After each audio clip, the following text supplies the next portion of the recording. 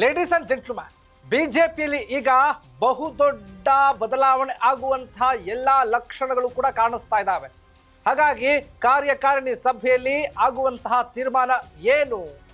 ಯಡಿಯೂರಪ್ಪನವರು ಮಗನ ರಾಜಕೀಯ ಭವಿಷ್ಯಕ್ಕಾಗಿ ತಮ್ಮ ರಾಜಕೀಯವನ್ನು ಮುಡಿಪಾಗಿಟ್ಟಿದ್ರಲ್ಲ, ಕೊನೆಗೂ ಕೂಡ ಅಂದುಕೊಂಡಿದ್ದಾಗ್ಲಿಲ್ವಾ? ಹಾಗಾದ್ರೆ ರಾಜಾಹುಲಿಯ ಲೆಕ್ಕಾಚಾರ ಉಲ್ಟಾ ಪಲ್ಟಾ ಆಯ್ತಾ? ಏನಿದು ಸ್ಟೋರಿ ಅಂತೀರಾ ವೀಕ್ಷಕರೇ? ಎಸ್ ವೀಕ್ಷಕರೇ, ಇದೇ ಫೋಕಸ್ನ ಎಕ್ಸ್ಕ್ಲೂಸಿವ್ ಸ್ಟೋರಿ, ರಾಜಾಹುಲಿ ರಹಸ್ಯ. ನೆಲ ಜಲ ಭಾಷೆಗಾಗಿ ಪ್ರಾಮಾಣಿಕ ಪತ್ರಿಕೋದ್ಯಮ. ನೀವು ನೋಡ್ತಾ ಇದ್ದೀರಾ ಫೋಕಸ್ ಟಿವಿ. ನಾನು ಶಿವು ರಾನರಾಪುರ.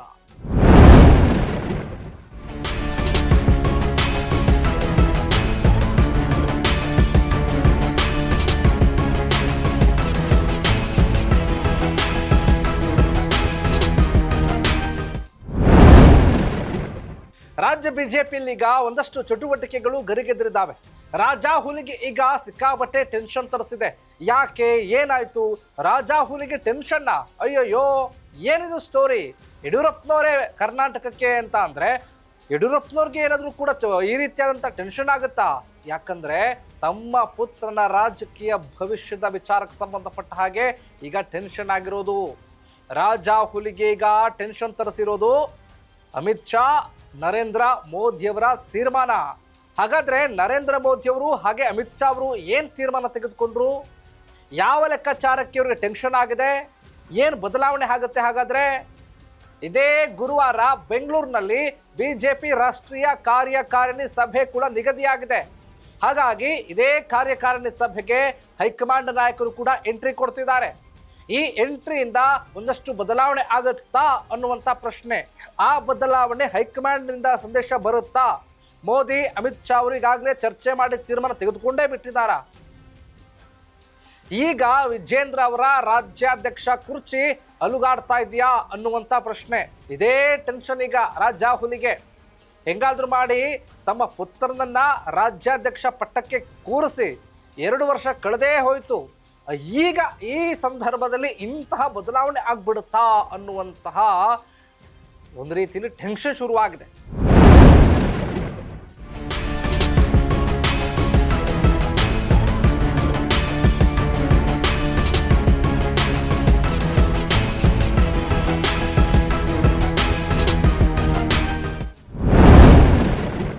ಪುತ್ರ ಮತ್ತೆ ರಾಜಕಾರಣದಲ್ಲಿ ಬೆಳಿಬೇಕು, ಪುತ್ರ ರಾಜ್ಯದಲ್ಲಿ ದೊಡ್ಡ ಮಟ್ಟದ ನಾಯಕ ಆಗಬೇಕು, ನಾನು ಕಂಡ ಹಾಗೆ, ನಾನು ಇರೋ ಹಾಗೆ ಮುಖ್ಯಮಂತ್ರಿ ಕೂಡ ಆಗ್ಬಿಟ್ರೆ ಎಷ್ಟೋ ನಾನು ಕಣ್ ತುಂಬ್ಕೊಂಡ್ಬಿಡ್ತೀನಿ ಅನ್ನುವಂಥ ಮಹಾದಾಸೆಯಲ್ಲಿರುವಂಥ ಯಡಿಯೂರಪ್ಪನವ್ರಿಗೆ ಬಿಗ್ ಶಾಕ್ ಮೇಲೆ ಶಾಕ್. ಈಗ ರಾಜಾಹುಲಿಗೆ ಟೆನ್ಷನ್ ತರಿಸಿರೋದೇ ಇದೇ ವಿಚಾರ. ಯಾಕಂದ್ರೆ ರಾಜಾಹುಲಿ ವಿರುದ್ಧ ಸದ್ದಿಲ್ಲದೆ ಒಂದಾಗ್ತಾ ಇದ್ದಾರೆ ಅವರ ವಿರೋಧಿಗಳು. ಕಾರ್ಯಕಾರಿಣಿ ಸಭೆಯಲ್ಲಿ ರಾಜ್ಯಾಧ್ಯಕ್ಷರ ಬದಲಾವಣೆ ಕೂಗೆತ್ತೋದಕ್ಕೆ ಚಿಂತನೆ ಕೂಡ ಮಾಡಿದ್ದಾರೆ ಅನ್ನುವಂಥ ಅಪ್ಡೇಟ್. ಯಾರು? ಇದೇ ಯಡಿಯೂರಪ್ಪನವರ ವಿರೋಧಿಗಳು, ಇದೇ ವಿಜೇಂದ್ರ ಅವರ ವಿರೋಧಿಗಳು. ಮತ್ತೆ ಈಗ ಮುನ್ನೆಲೆಗೆ ಬಂದಿರೋದೀಗ ರಾಜ್ಯಾಧ್ಯಕ್ಷರ ಬದಲಾವಣೆ ವಿಚಾರ.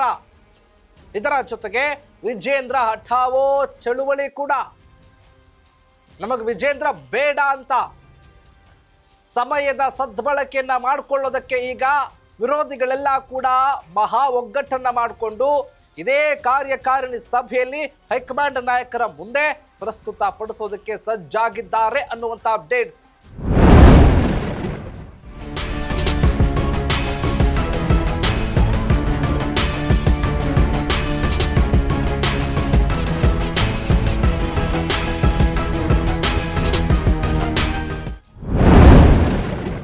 ಈಗಾಗಲೇ ಎಲ್ಲ ಜಿಲ್ಲಾಧ್ಯಕ್ಷರನ್ನು ಕೂಡ ವಿಶ್ವಾಸಕ್ಕೆ ತೆಗೆದುಕೊಂಡಿದ್ದಾರೆ ವಿಜೇಂದ್ರ. ಆ ಪ್ರಯತ್ನ ಕೂಡ ಮಾಡಿದ್ರು.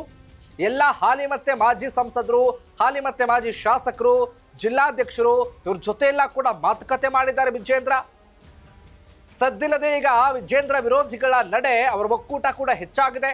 ಕೆಳಗಿಳಿಸಲೇಬೇಕು ಅಂತ ಈ ಸರತಿ ಸಾಲಿನಲ್ಲಿ GM ಸಿದ್ದೇಶ್ವರ್ ಇದ್ದಾರೆ, ಸೋಮಣ್ಣ ಇದ್ದಾರೆ, BP ಹರೀಶ್ ಇದ್ದಾರೆ, ಲಿಂಬಾವಳಿ ಇದ್ದಾರೆ, ಪ್ರತಾಪ್ ಸಿಂಹ, ಸುಮಲತಾ, ಬಸವರಾಜ್, ನಳಿನ್ ಕುಮಾರ್ ಕಟೀಲ್, ಇವರೆಲ್ಲರೂ ಕೂಡ ಈಗ ಒಗ್ಗಟ್ಟಿನ ಮಂತ್ರವನ್ನ ಜಪಿಸಿದ್ರ. ಹಾಗಾದ್ರೆ ವಿಜೇಂದ್ರ ಹಠಾವೋ ಚಳುವಳಿಗೆ ನಿರ್ಧಾರವನ್ನ ಮಾಡೇ ಬಿಟ್ರ. ರಾಜಕಾರಣದಲ್ಲಿ ಬಿಜೆಪಿಯಲ್ಲಿ ಮಹತ್ತರ ಬದಲಾವಣೆ ಆಗತ್ತಾ? ರಾಷ್ಟ್ರೀಯ ಅಧ್ಯಕ್ಷರಿಗೆ ದೂರನ್ನ ಕೊಡೋದಕ್ಕೂ ಕೂಡ ಈ ವಿರೋಧಿಗಳು ನಿರ್ಧಾರವನ್ನ ಮಾಡಿದ್ದಾರೆ. ರಾಜ ಹುಲಿ ವಿರೋಧಿಗಳ ಮಾತನ್ನ ಮಾನ್ಯ ಮಾಡ್ತಾರಾ ಹೈಕಮಾಂಡ್ ನಾಯಕರು? ರಾಷ್ಟ್ರೀಯ ಅಧ್ಯಕ್ಷ, ನೂತನ ಅಧ್ಯಕ್ಷ ನಿತಿನ್ ನಬೀನ್ ಯಾವ ತೀರ್ಮಾನ ತೆಗೆದುಕೊಳ್ತಾರೆ? ಮತ್ತೊಮ್ಮೆ ಪುತ್ರನ್ನ ಕುರ್ಚಿ ಭದ್ರ ಮಾಡೋದಕ್ಕೆ ರಾಜ ಹುಲಿ ಏನಾದರೂ ಬೇರೆ ರೀತಿಯ ಪ್ರಯತ್ನ ಮಾಡ್ತಾರ? ರಾಜ ಹುಲಿನ ಹಿಂದಾಕ್ತಾರ ವಿರೋಧಿಗಳು? ಹಾಗಾದ್ರೆ ಮತ್ತೊಮ್ಮೆ ಯಡಿಯೂರಪ್ಪನವರು ಅಂದುಕೊಂಡಿದ್ದನ್ನ ಸಾಧಿಸೇ ಬಿಡ್ತಾರಾ ಅಥವಾ ಸಾಧ್ಯ ಆಗೋದೇ ಇಲ್ವಾ?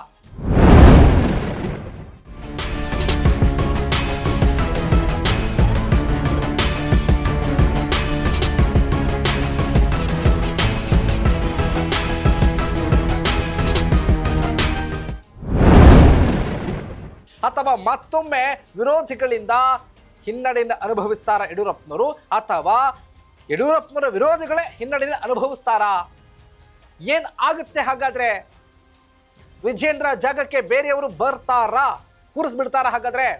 ಯಾಕಂದ್ರೆ ಬಿಜೆಪಿಲಿ ಈಗಾಗಲೇ ಕೂಡ ಮಹತ್ತರ ಬದಲಾವಣೆಗಳಾಗಿರೋದ್ರಿಂದ, ಒಂದಷ್ಟು ರಾಜ್ಯಗಳ ರಾಜ್ಯಾಧ್ಯಕ್ಷರು ಕೂಡ ಬದಲಾವಣೆ ಮಾಡಬೇಕು ಅನ್ನುವಂಥ ನಿರೀಕ್ಷೆ ಇರೋದ್ರಿಂದ, ಇದರ ಜೊತೆಗೆ ಹಿಂದುತ್ವ ಪ್ರತಿಪಾದಿಸುವಂತ ಬಿಜೆಪಿ ಯಾರ್ಯಾರು ಹಿಂದುತ್ವದಲ್ಲಿ ಮೇನ್ ಲೀಡರ್ ಇದ್ದಾರೆ ಅವ್ರಿಗೆ ಮಣೆ ಹಾಕುವಂತ ಕೆಲಸ ಮಾಡ್ತಾ ಇರೋದ್ರಿಂದ ಯಾವ ಬದಲಾವಣೆ ಕೂಡ ಆದರೂ ಆಗಬಹುದು. ಹಾಗಾಗಿ ಏನ್ ಕೂಡ ಬದಲಾಗುತ್ತೆ, ಏನಾಗಬಹುದು, ಹಾಗಾದ್ರೆ ಏನಾಗುತ್ತೆ ಕಾರ್ಯಕಾರಿಣಿ ಸಭೆಯಲ್ಲಿ ಕಾದು ನೋಡೋಣ. ಇದಾಗಿತ್ತು ಫೋಕಸ್ನ ಎಕ್ಸ್ಕ್ಲೂಸಿವ್ ಸ್ಟೋರಿ, ರಾಜಾ ಹುಲಿ ರಹಸ್ಯ. ಎಸ್ ವೀಕ್ಷಕರೇ, ನೆಲ ಜಲ ಭಾಷೆಗಾಗಿ ನೋಡ್ತಾ ಇರಿ ಫೋಕಸ್ ಟಿವಿ.